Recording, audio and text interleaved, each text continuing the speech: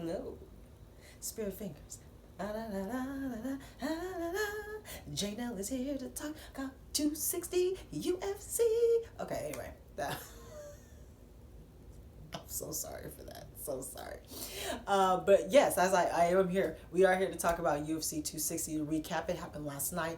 Great event. We had a title on the line and everything like that. So let's go ahead and get into it. I did make a last minute pick on the day of the fight. Let me tell you, 3 fights in a row now. I've said I'll do a last minute pick on the day of, or the day before, and all of those picks have been right. So apparently the last minute picks are money, including last week where I made 4 last minute picks and got all 4 of them. So you gotta follow me everywhere, Twitter, and Instagram, and all of that. So yeah, I actually only got 2 out of 5 picks though. So I had needed that last minute pick.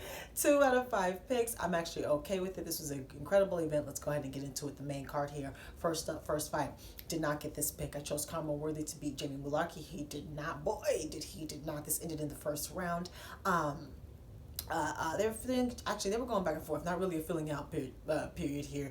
They were both actually trying to get something going quite quickly here, and it was actually a left shot to the chin, right on the chin from Mullarkey to Karma. That dropped him immediately. There's a couple of follow-up shots that I'm not even sure were even needed. Great win for Mullarkey, who was on like a 2-fight losing streak, so who would you like to see him fight next? Next up, I got this pick, and it was my last-minute pick. I chose Miranda Maverick to beat Jillian Robertson, and she did. 3-round unanimous decision in her favor. I completely agree. First round, all her. Now, a lot of eyes are on her. They're already like, what does she need to be able to compete with Valentina? Basically, it's the flyweight division. She cuts down. She's very big for the division. Actually cuts a substantial amount of weight, which is rare for all of the female MMA fighters, quite frankly.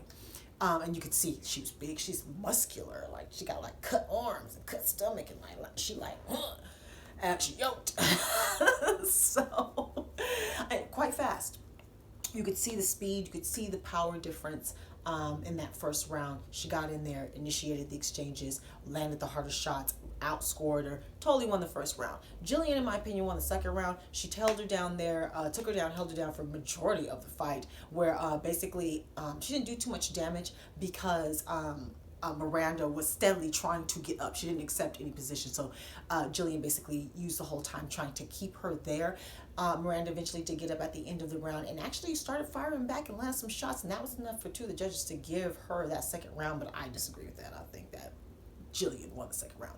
Third round, more of the same for Miranda. She got back on track, was first, landed more shots, and actually took down Jillian, held her there, tried to landed some nice ground and pound from the top position. Jillian even reversed it at times, tried to reverse it at times, but Miranda was able to make the right move. So we were all trying to see mentally where she's at, how many tools does she have, because again, it's all about like, what does she need to compete with Valentina?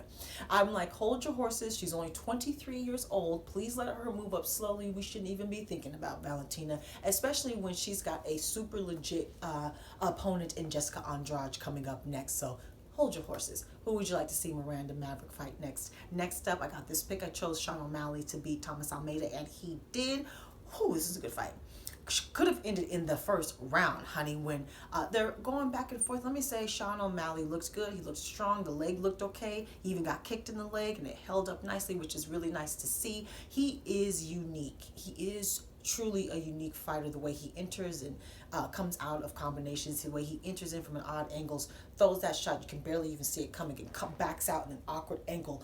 Like, just his movement, his angles, his entrance and exits are coming from and the shots come from weird angles. The one thing I would say is obviously keep your hands up. There's a couple shots where he just dodged it.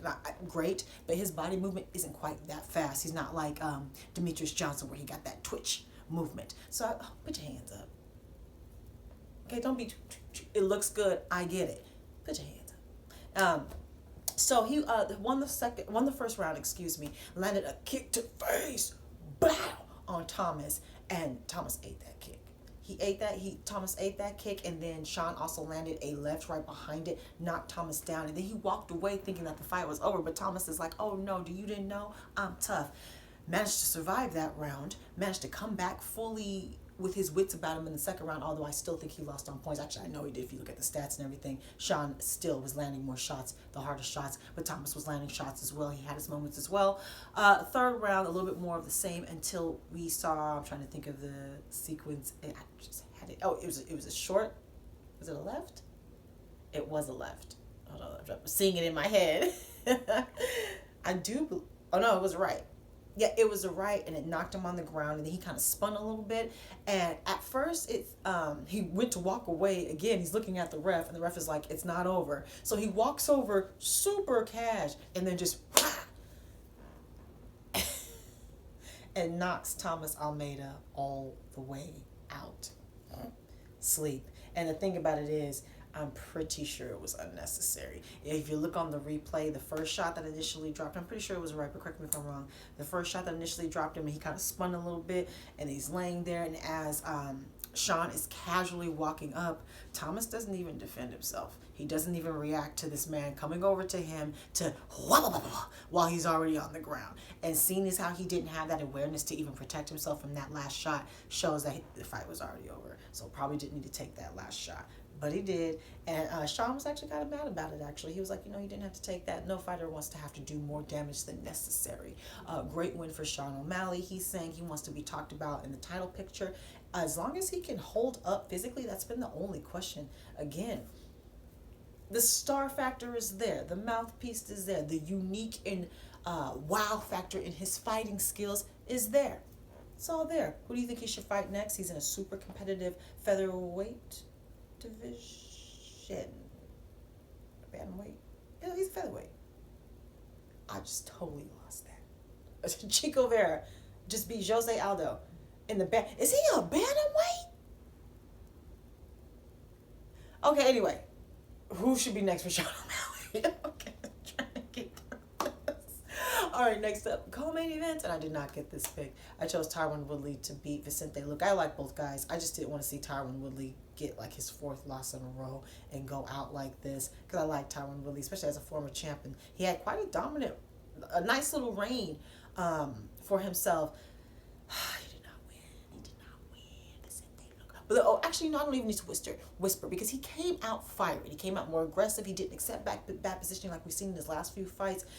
He came out, tried to take down Vicente. He couldn't get the takedown. They were both firing back and forth. In fact, it got fight of the night, and it ended in the first round because it was an action-packed first round. So Tyron came to play. I think he was a bit wild, and I think his chin isn't what it used to be. Quite frankly, sometimes when some people get knocked out, it's like they continuously get knocked out after that. So knowing that your chin's not quite what it used to be, you have to work on other things. And he has, like I said, he fought more aggressive. He didn't take bad positioning because he made all these changes, and you could see that. But Vicente Luque is he about that life. He's a fan favorite for a reason.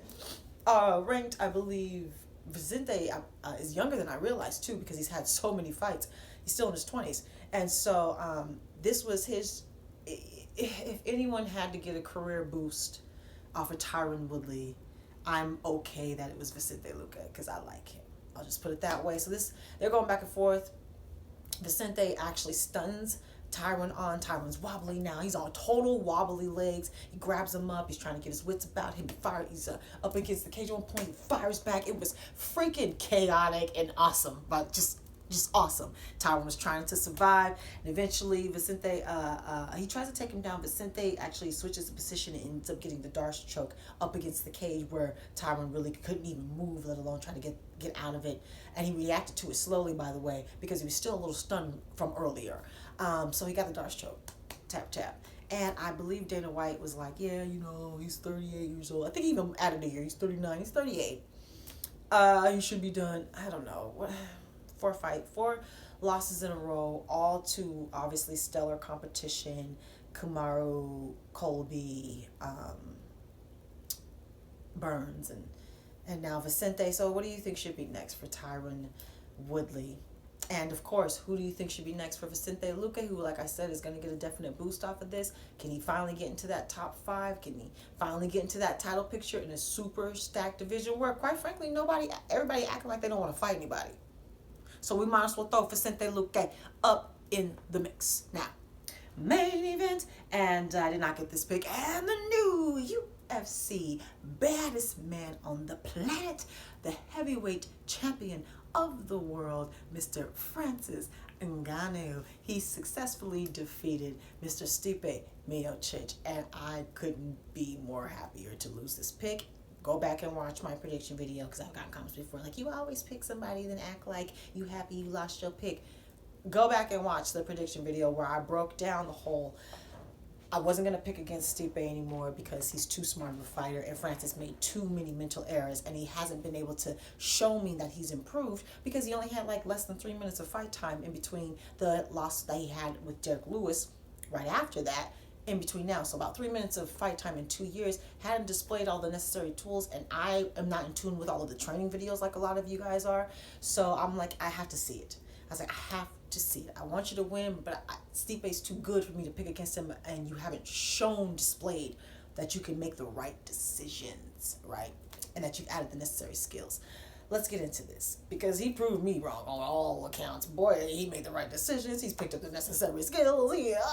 And like I said, it was great to see someone improve and realize the potential that we all see in him. I've been saying for so long, man, if he had a traditional boxing jab and takedown defense, he'd already be champ. He displayed a jab and takedown defense in the first round. So this ended in the second. In the first round, and not only that, like I said, he had patience.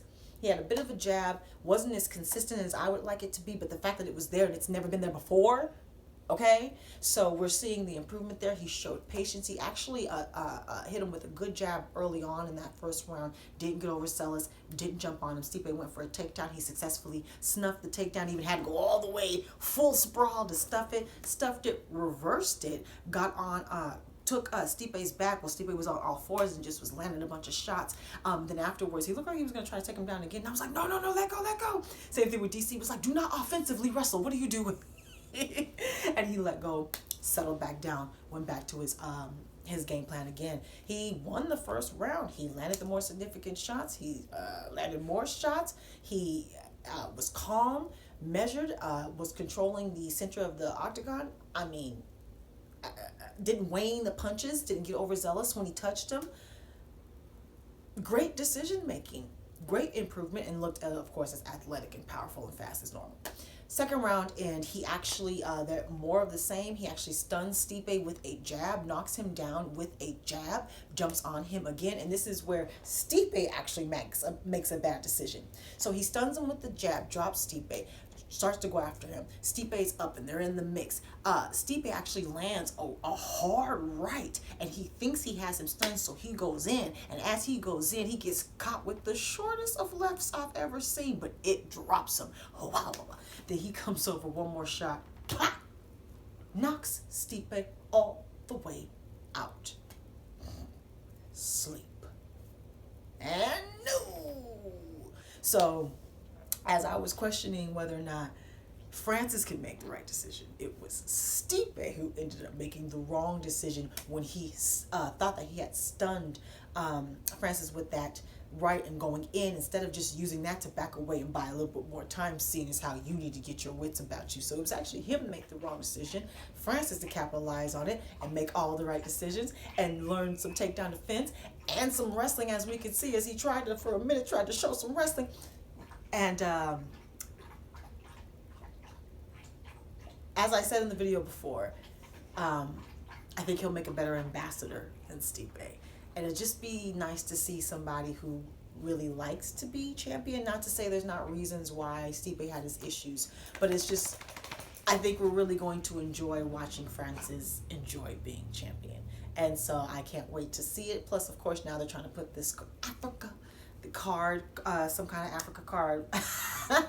Him being there's 3 African-born champions. I thought Kumara was actually born here. Apparently he was not, so I was wrong on that one. However, he moved over as a child. Israel left as a child, and so Francis is the first who was in his home country of Cameroon until he was an adult. And then his story of how he got out is incredible. So he really embodies the culture of a country in Africa to this day. Like, he still has that accent, right? So this is great for them, great for him. I love to see it. And let me know how you did on all your picks. This is still longer than I want it to be. All your picks. on any injury updates, talk to me. Follow me on Facebook, Instagram, Snapchat, and everywhere else where I do my last minute picks and all that, which I be getting right. Subscribe if you're still here. Subscribe, like, share the video, thumbs up, and all of that. Talk to me, take care, and goodbye.